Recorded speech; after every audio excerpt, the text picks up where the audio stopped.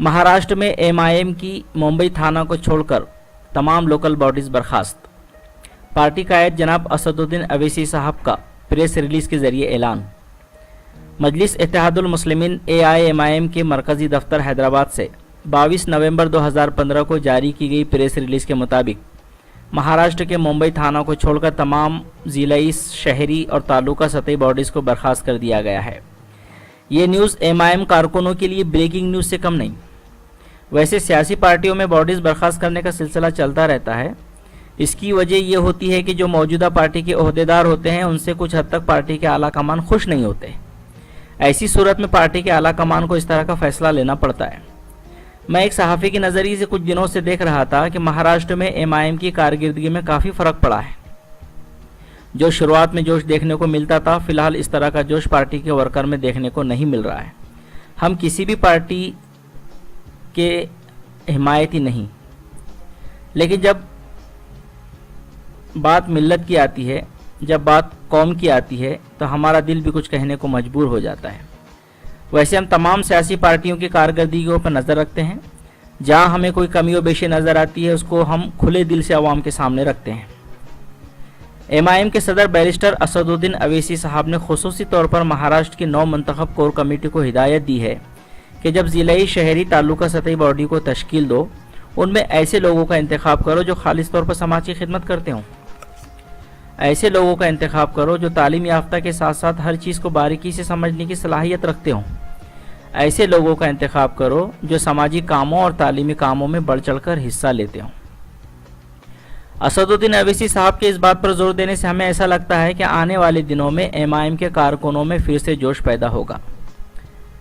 महाराष्ट्र की core committee में नांदेड़ से सैयद मोइन, इब्राहिम अली, औरंगाबाद से मौलाना महफूजुर रहमान फारूकी, डॉक्टर अब्दुल गफ्फार कादरी, पंडित बोर्डे, पुणे से अंजुम इनामदार, लातूर से मोहम्मद अली, नागपुर से मोहम्मद सलीम, एडवोकेट विलास डोंगरे, इन लोगों को शामिल किया गया है, जिनके ज़िम्मे महाराष्ट्र में ज़िलाई, शहरी व तालुका बॉडीज़ को तश्कील देना है। लेकिन अब महाराष्ट्र में जो कोर कमेटी तश्कील दी गई है उनके सामने बहुत सारे मसाइल खड़े भी हो सकते हैं। दी गई हिदायत के मुताबिक ऐसे लोगों का इंतखाब करने में काफ़ी दुश्वारियों का सामना करना पड़ सकता है, ऐसा हमें लगता है। महाराष्ट्र में कोर कमेटी को बॉडी तश्कील देते वक्त काफ़ी बातों का ध्यान रखना होगा। जब भी हिदायत के मुताबिक लोगों का इंतखाब करें तो इन बातों का ज़रूर ध्यान रखें। क्या इन्होंने ज़मीनी सतह पर मेहनत की है? क्योंकि आजकल व्हाट्सएप और फेसबुक पर समाजी काम करने वालों की भरमार है। असल ज़िंदगी में समाजी काम करने वाले बहुत कम मिलते हैं। इसलिए बेहतर है ऐसे लोगों का इंतखाब हो जो ज़मीन पर रहकर कौम व मिल्लत की खिदमत करते हैं। इसमें भी कोई शक नहीं, जो असल खिदमत करते हैं ऐसे लोगों को किसी भी सियासी पार्टियों से कोई लेना देना नहीं होता। लेकिन ऐसे लोगों को आपको ढूंढ कर निकालना होगा। इन्हें अलग बेहतरीन प्लेटफॉर्म मुहैया करवाना होगा। बड़ी बड़ी फाइलें और फोटो लेकर और अपने समाजी कामों का ढिंडोरा पीटने वालों से होशियार रहना होगा। जिन लोगों को इस तरह की आदतें होती है वो कभी अपने दिलों में असल जज्बा नहीं रखते हैं। इनके मकासद कुछ और होते हैं। इसलिए बहुत ही अच्छा मौका कोर कमेटी को मिला है। इसलिए बड़े ही समझ बूझ के साथ ऐसे लोगों का इंतखाब करें जिन पर कभी कोई उंगली ना उठी हो। इसमें कोई शक नहीं, जब एक सियासी कारकुन पर उंगली उठती है तो उस पूरी सियासी पार्टी पर उंगलियां उठना शुरू हो जाती है। इसलिए पहले ही इन बातों का ध्यान रखना बहुत ज़रूरी होगा। ऐसा भी नहीं है कि ऐसे लोग नहीं मिलेंगे, कोशिश करेंगे तो एक ढूंढोगे तो 1000 मिल जाएंगे।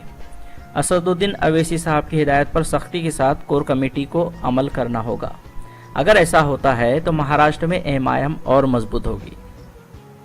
9 मुंतखब कोर कमेटी मेंबरान को मुबारकबाद और नेक ख्वाहिशात। हम दुआ करते हैं कि अल्लाह आपको ऐसे लोगों का इंतखाब करने वाला बनाए जो वाकई में कौम व मिल्लत की खिदमत का जज्बा रखते हो और मिल्लत को हुकूक दिलवाने का जज्बा रखते हो। काविशी जमील यूट्यूब के वीडियो देखने के लिए सब्सक्राइब ज़रूर करें। ख़बरों और तबसरों के साथ फिर मुलाकात होगी। अल्लाह हाफिज़।